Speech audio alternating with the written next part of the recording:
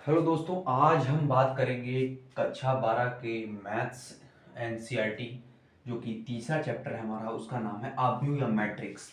English उसमें matrix बोलते हैं। तो हम आज उसको शुरू कर रहे हैं। क्लास 12 की मैथ्स को आज हम शुरू कर रहे हैं। तो उसका जो सबसे मैं तीसरा चैप्टर आव्यूह ले रहा हूँ। ठीक है, तो हम इसको आगे बढ़ाने का काम करते हैं। ठीक है, ये क्या है, 3.1 का इंट्रोडक्शन है। और आप इस इंट्रोडक्शन को देखने के बाद 3.1 का कोई भी क्वेश्चन लगा सकते हैं। ठीक है, 3.1 का इसके बाद आप कोई सा भी क्वेश्चन लगा सकते हैं। चलिए स्टार्ट करते हैं। देखिए, सबसे पहले क्या होता है कि आव्यूह क्या है। देखिए, आव्यूह के मैंने यहाँ पे परिभाषा को लिखा हुआ है कि आव्यूह संख्याओं या फलनों का एक आयताकार क्रम विन्यास है। समझ सकते हैं आप इस तरीके से कि आयताकार क्रम विन्यास है।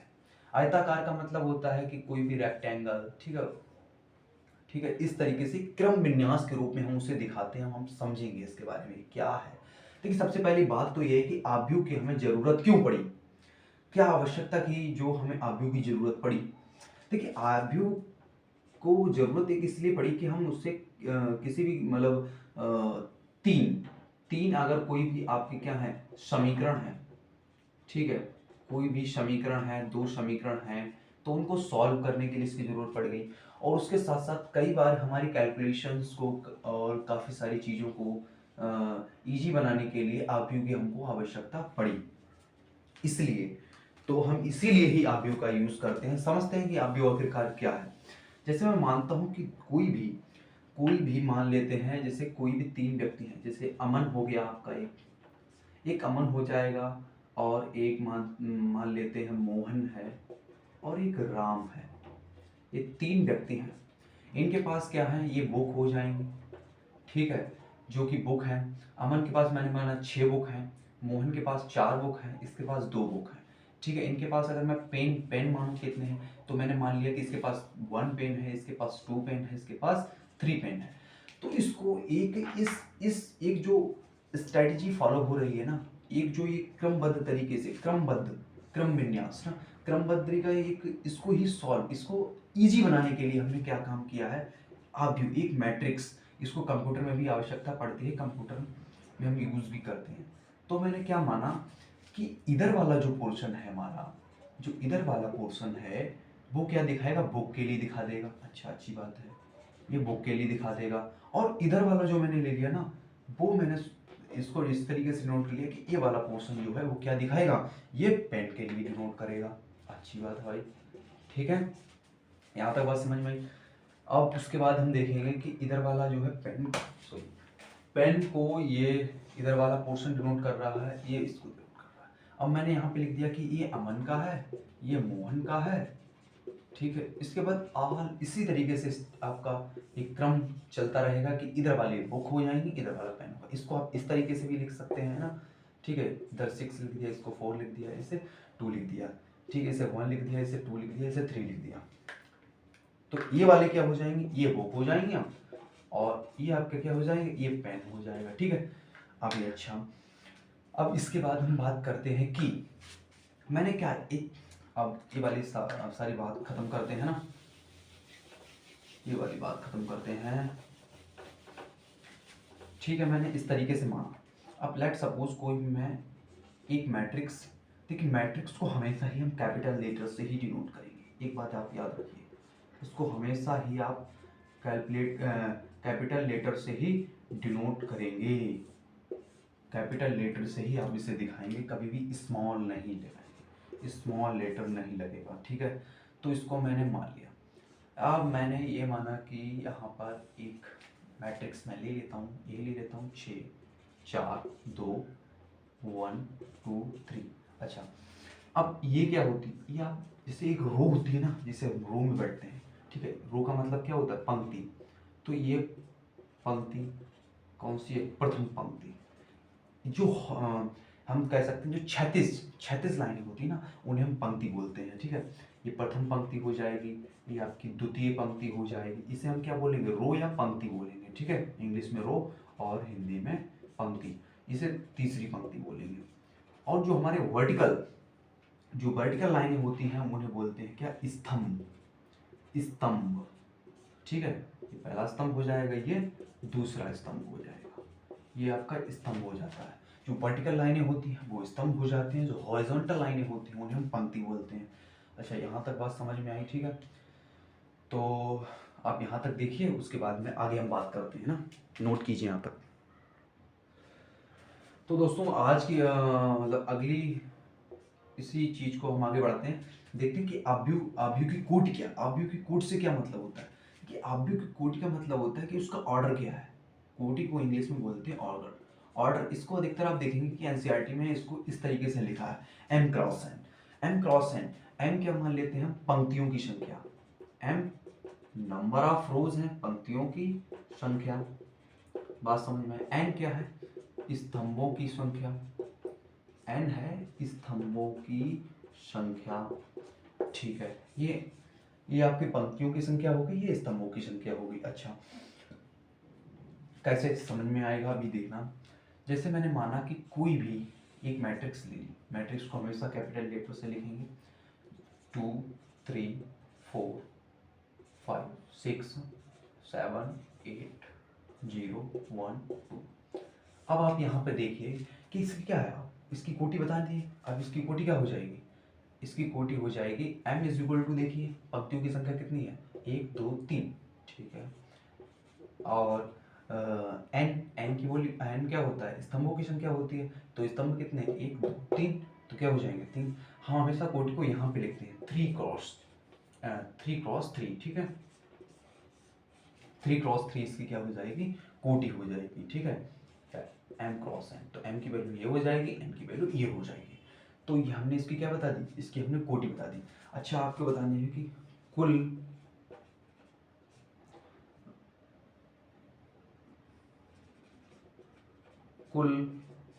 एलिमेंट कितने हो जाएंगे इसमें?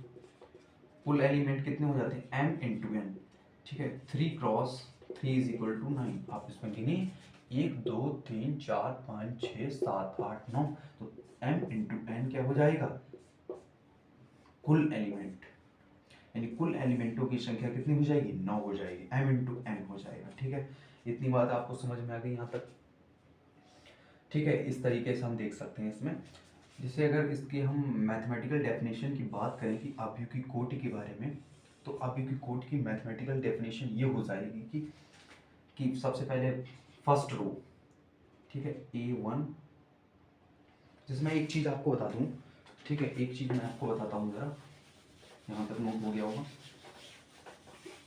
एक चीज़ मैं आपको समझाऊं कि इस तरीके से क्या होता है कि E इज इक्वल टू क्या हो जाएगा? A इंटू आई जे। ठीक है, इस तरीके से देखते हैं, A इंटू में आई जे। जो आई है वो क्या हो जाएगी? आपकी रो। यहाँ पर इस तरीके से हम आई को रो, कि कौन सी रो में वो एलिमेंट स्थित है।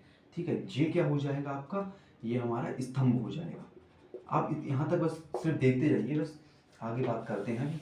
ठीक है, यहाँ तक आप नोट कर लें, नोट कर लिया होगा आपने। ठीक है, आगे देखते हैं। तो उसमें जो मैथमेटिकल डेफिनेशन बताई जाती है कि E इज इक्वल टू क्या होता है? ठीक है, A1 यानी कि जो फर्स्ट रो में है, और फर्स्ट रो का पहला एलिमेंट, यानी फर्स्ट रो का पहला element, first row first column. ठीक है, इसके बाद रो फर्स्ट ही है, कॉलम दूसरा है। इसके बाद रो फर्स्ट रो है, कॉलम तीसरा है। जैसे जैसे चलता जाएगा, यानी कि फिर क्या आएगा? फर्स्ट रो एनवा कॉलम। समझ में आई यहाँ तक बात? इसी तरीके से दूसरा रो फर्स्ट कॉलम, कॉलम फर्स्ट है, दूसरी रो दूसरा कॉलम, दूसरी रो तीसरा कॉलम, चलता जाएगा 2n हो जाएगा। ठीक है, यहाँ तक बढ़ते जाएंगे ऐसे n चलते जाएंगे तो क्या हो जाएगा? यहाँ पे क्या है? nवी रो है, पहला कॉलम। ठीक है, nवी रो है, दूसरा कॉलम, चलता जाएगा a बोल सकते हैं n। ठीक है, ये इस तरीके से हम इसको नोट कर लेते हैं। आप देखेंगे जो क्वेश्चंस करेंगे सब क्लियर हो जाएगा आपको। ठीक है, तो यहाँ तक आप नोट कीजिए, उसके बारे में आगे बात करते हैं ना। तो आगे हम बात करेंगे कि पंक्ति आव्यूह। देखिए, पंक्ति आपको समझ में आ रहा है कि पंक्ति आव्यूह का मतलब ही क्या हो जाएगा कि उसमें सिर्फ पंक्ति है, यानी उस आव्यूह में सिर्फ और सिर्फ एक ही पंक्ति है। 3 1, यानी एक ही पंक्ति है, स्तंभ चाहे कितने भी हो, only one row, only one row, तब हम उसको बोलेंगे क्या, पंक्ति अवयव। इसी तरीके से हम समझेंगे, सिर्फ समझिए आप सिर्फ, ठीक है। इसके बारे में पढ़ेंगे, आगे पढ़ेंगे स्तंभ अवयव।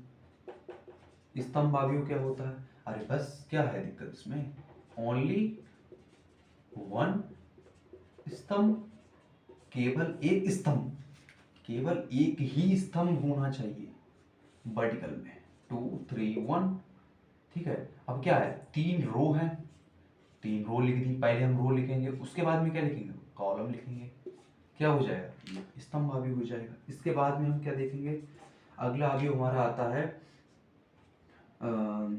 वर्ग अवयव।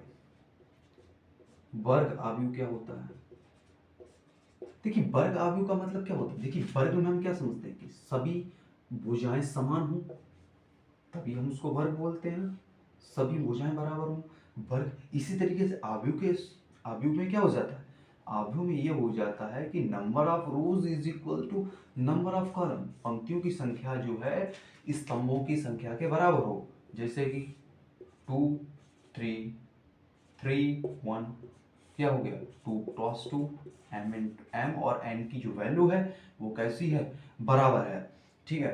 तो हम इसको क्या बोल देंगे, सिंपल सी बात है, इसको वर्ग अवयव बोल देंगे। पांचवा आता है हमारा क्या, विकर्ण अवयव। विकर्ण अवयव क्या होता है, विकर्ण अवयव क्या होगा, देखिए विकर्ण अवयव में क्या होता है कि जैसे कि मैं देखता हूं यहाँ पर, ये विकर्ण अवयव, पहले थोड़ा सा परिभाषा देखते हैं फिर समझाते हैं।